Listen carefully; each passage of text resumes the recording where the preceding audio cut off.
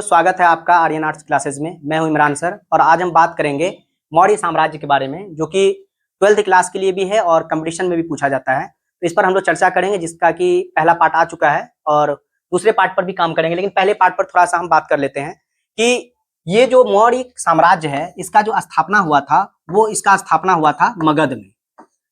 और हम मगध की अगर हम बात करें तो ये 16 महाजनपद में एक महाजनपद था और सबसे मजबूत था।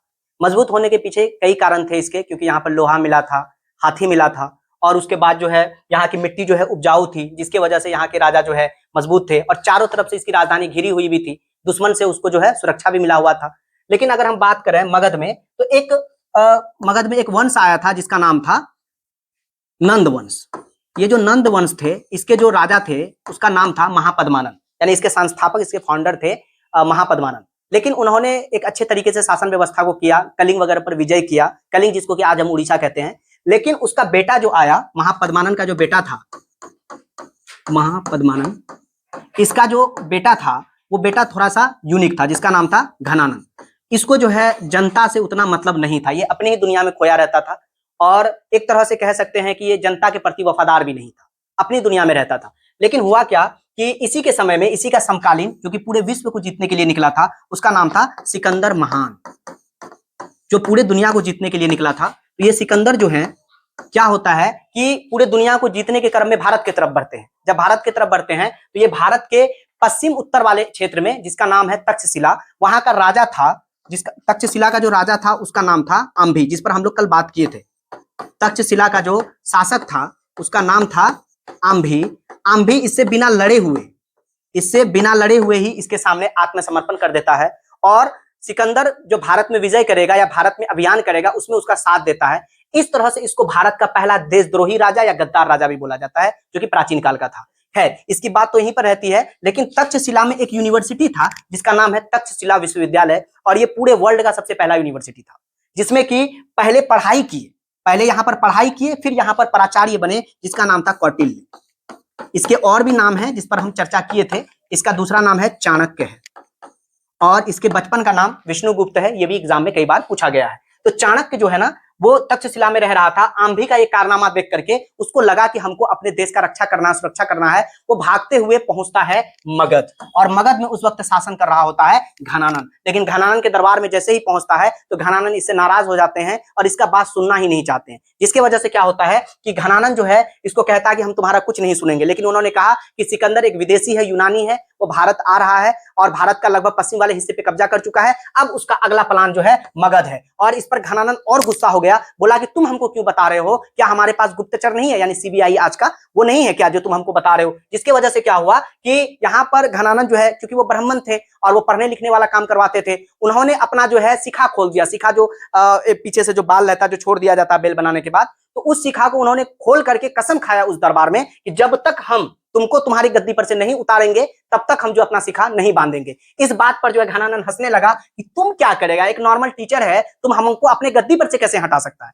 ठीक है, जैसे आज मान लीजिए भारत में कोई राजा है या कोई शासक है, अगर उसको हम चैलेंज कर दे कि आपको गद्दी पर से हटा दें, वो हमारे ऊपर हंसेगा ही। वैसे ही वो उसके ऊपर हंसा। लेकिन ये चाणक्य जो था, जिसको हम लोग कौटिल्य बोलते हैं, ये पाटलिपुत्र में जब बाहर निकला, यानी राजधानी में ही था, वो एक पेड़ के नीचे बैठ करके खाना खा रहा था। ठीक है, नाश्ता कर रहा था, जो लेकर के वो आया था अपने साथ लेकर के। तो क्या होता है कि वहां पर वो देखता है कि दो बच्चा खेल रहा है, एक बच्चा उसमें चोर बना हुआ है और एक बच्चा उसमें सिपाही। तो जो सिपाही बना हुआ था, तो उसका एडमिनिस्ट्रेटिव जो तरीका था, यानी उसका प्रशासन और शासन का जो तरीका था, वो बड़ी बेहतर उसको लगा। उस बच्चे को अपने पास बुलाया, बोला बाबू तुम कौन हो, क्या नाम है तुम्हारा? तो उन्होंने कहा मेरा नाम है चंद्रगुप्त। कहा तुम कौन हो? तो कहा कि हम यहीं बगल के ही यहीं पे रहते हैं। कहा तुम अपनी मम्मी या पापा से मुलाकात कराओ। कहा पापा तो मेरे इंतकाल कर गए, यानी कि मृत्यु हो गई उनकी। तो अपनी मम्मी से मुलाकात करवाता है। उसकी मम्मी को वो कहते हैं, चाणक्य कहते हैं कि ये बच्चा को हम ले जाना चाहते हैं तक्षशिला, इसको हम पढ़ाना और लिखाना चाहते हैं, क्योंकि इस बच्चे के अंदर में हम एक अलग ही कला देखे हैं। उसकी मम्मी बोली हाँ हाँ ले जाइए ले जाइए, ऐसे ही घूमता ही रहता है, बालू में घूमता है, खेलता ही रहता है, बालू गिट्टी करता ही रहता है, ले जाइए। ऐसे ही होता है गांव वगैरह में भी। हम लोग को जब छोटे थे तो हम लोग को भी आता था ले जाने के लिए कि चलो इस बच्चे को ले आकर के भर्ती कर देते हॉस्टल में। मम्मी पापा बोलते हाँ ले जाइए, पूरा घूमता ही रहता था। तो वैसे ही उसको लेकर के गया और पूरी तरीके से उसको ट्रेंड किया। कौटिल्य जो है चंद्रगुप्त मौर्य को क्या करता है? ट्रेंड करता है।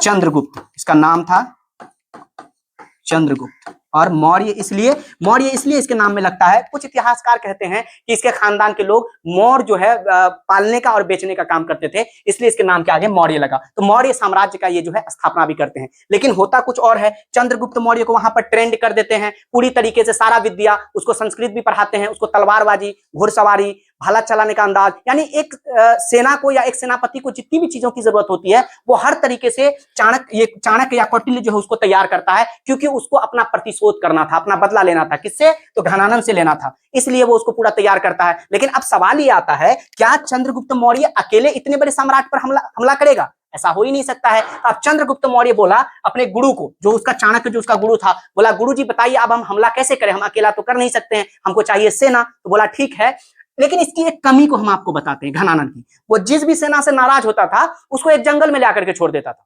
उस जंगल में जो ले जाकर के उसको छोड़ता था, वो सारे सेना जो है घनानंद से नाराज थे। तो चाणक्य गया चंद्रगुप्त मौर्य को लेकर के उस जंगल में और सारे सेना को पूछा कि तुम्हारा दुश्मन कौन? तो सब बोला कि घनानंद। का ठीक है, और इसका भी दुश्मन घनानंद और मेरा भी दुश्मन घनानंद, चलो तुम सारे सेना का जो है हम चंद्रगुप्त को सेनापति बनाते हैं, यानी कि कमांडर बनाते हैं, यानी सिपे सालार सेनापति बनाते हैं, और इसके नेतृत्व में, इसके लीडरशिप में जाकर के तुम युद्ध करो और घनानंद को गद्दी पर से हटाओ। बाकी का क्लास हम लोग आगे करेंगे कंटिन्यू। ठीक है, धन्यवाद।